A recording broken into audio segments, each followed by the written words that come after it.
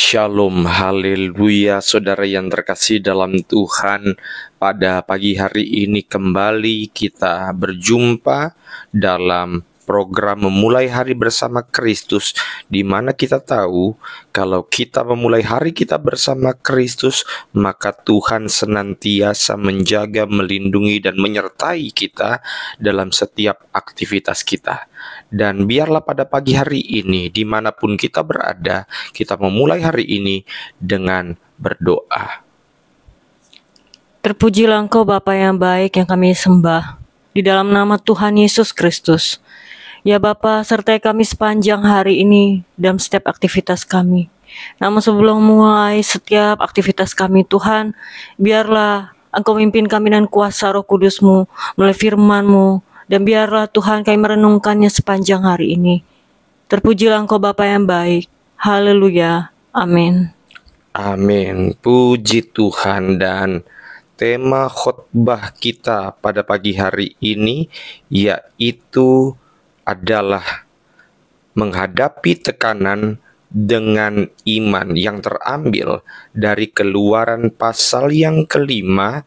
Ada beberapa ayat yang nanti akan kita baca.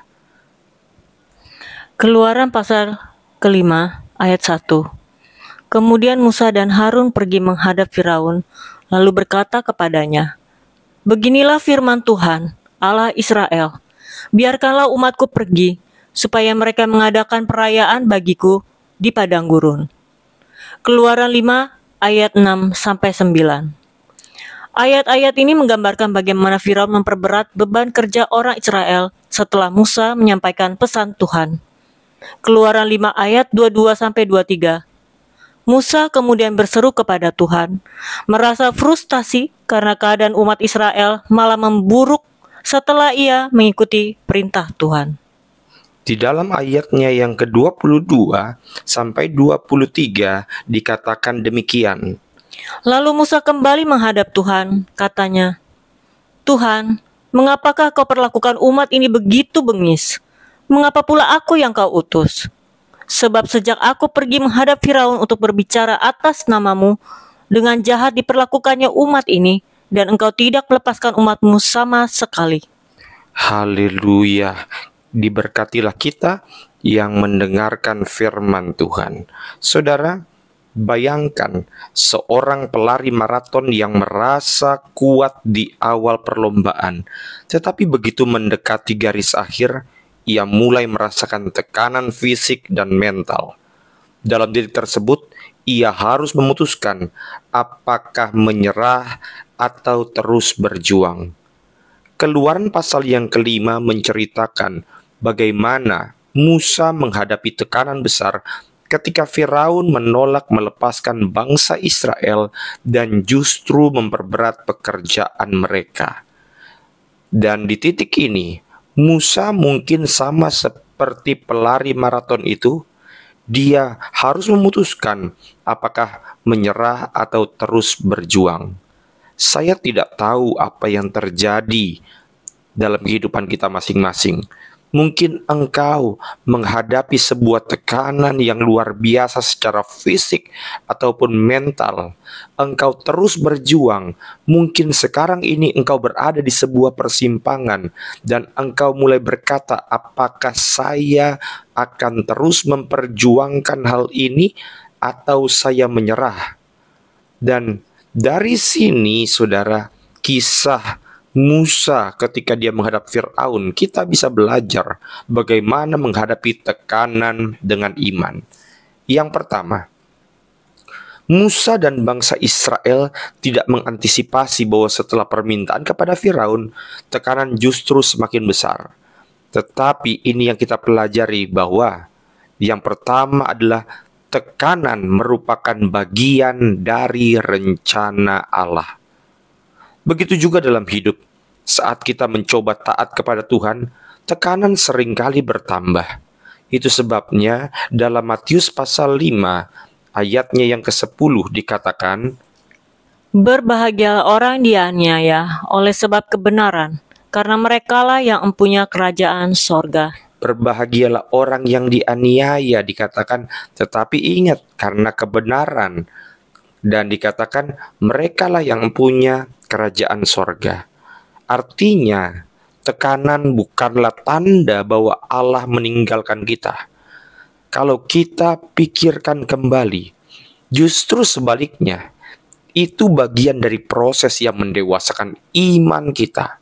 Saat tekanan meningkat, Anda tidak dipanggil untuk menyerah, Anda tidak dipanggil untuk melepaskan semua yang ada, tetapi kita umat-umat Tuhan dipanggil untuk tetap berdiri teguh.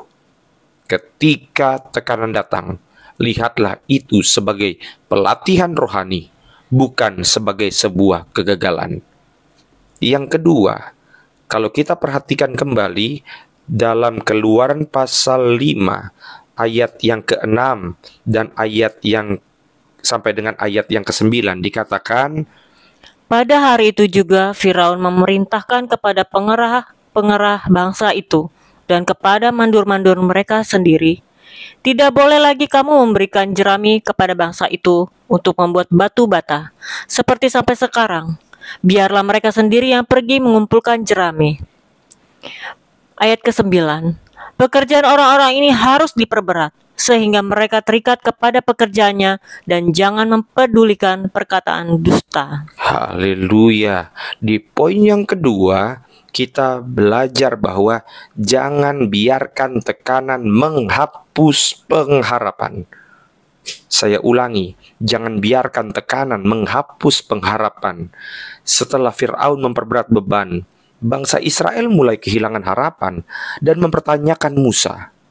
Tekanan seringkali membuat kita meragukan panggilan atau janji Tuhan dalam hidup kita.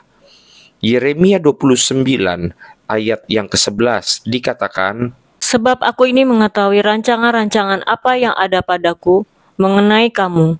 Demikianlah firman Tuhan, yaitu rancangan damai sejahtera dan bukan rancangan kecelakaan, untuk memberikan kepadamu hari depan yang penuh harapan.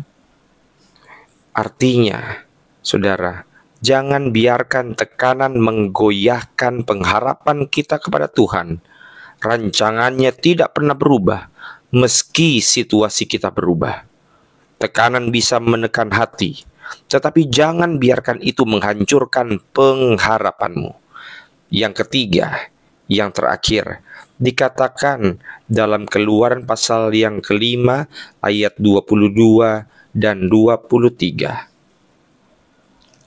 Lalu Musa kembali menghadap Tuhan, katanya, Tuhan, mengapakah kau perlakukan umat ini begitu bengis? Mengapa pula aku yang kau utus? Sebab sejak aku pergi menghadap Firaun untuk berbicara atas namamu, dengan jahat diperlakukannya umat ini, dan engkau tidak melepaskan umatmu sama sekali. Poin yang ketiga, kita bisa pelajari bahwa iman yang tekun akan membawa pembebasan. Musa tidak berhenti walaupun situasinya memburuk. Tekun dalam iman adalah kunci untuk melihat pembebasan Tuhan. Saya ulangi, berarti kuncinya adalah tekun dalam iman. Pada akhirnya, Tuhan memang membebaskan bangsa Israel dengan cara yang luar biasa. Dalam Galatia pasal 6 ayat yang ke-9 dikatakan bahwa, Dan janganlah kita jemu-jemu berbuat baik, karena apabila sudah datang waktunya, kita akan menuai, jika kita tidak menjadi lemah.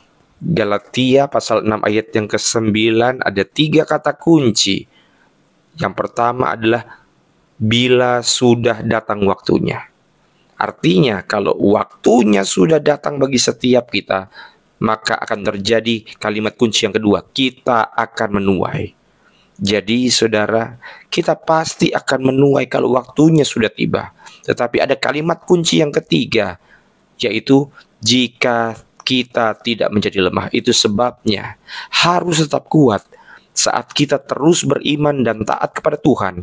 Meski dalam tekanan, kita akan melihat janjinya digenapi. Pembebasan akan datang bagi mereka yang bertahan dengan iman. Iman yang tekun tidak pernah akan mengecewakan. Itu akan membawa kita kepada kemenangan. Saya simpulkan, saudara yang terkasih dalam Tuhan, bagaimana menghadapi tekanan dalam iman. Apa pelajaran yang kita bisa pelajari? Yang pertama, tekanan adalah bagian dari rencana Allah. Yang kedua, jangan pernah biarkan tekanan menghapus pengharapan kita. Dan yang ketiga, iman yang tekun akan membawa kita kepada pembebasan. Haleluya. Dan biarlah saudara diberkati melalui pembacaan firman dan perenungan firman Tuhan. Mari, dimanapun kita berdoa. Tuhan Yesus yang baik, terima kasih buat segala kebaikan-Mu dalam kehidupan kami. Hingga hari ini Tuhan, kami akan terus mengucap syukur kepadamu atas kuasa-Mu, atas tuntunan Roh Kudus-Mu terhadap suami kami, istri kami, anak-anak kami, dan keluarga besar kami dimanapun mereka berada. Tuhan, biarlah iman kami tetap tekun. Biarlah kami terus berharap kepada segala mukjizat-Mu, kebaikan-Mu, kemurahan-Mu Tuhan. Dan biarlah terus kami berjalan di dalam kebenaran firman-Mu hari lepas hari. Terima kasih Tuhan Yesus, pimpinlah kami dengan kuasa Roh Kudus-Mu. Terpujilah Engkau Bapa yang baik. Haleluya. Amin. Puji Tuhan, kita sudah berdoa dan kita percaya bahwa sepanjang hari ini kita pasti mengalami berkat-berkat Tuhan.